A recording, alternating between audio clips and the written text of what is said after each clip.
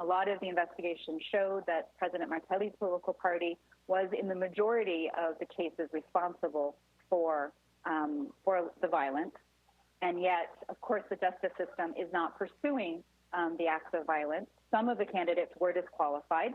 That was a great step forward. But we haven't seen the pursuit of remedies, judicial remedies against them as they should be. So that's sending a clear message out to political candidates and their supporters that violence wins in these elections. I think another issue, another obstacle for Haitians to vote is the interference of the international community.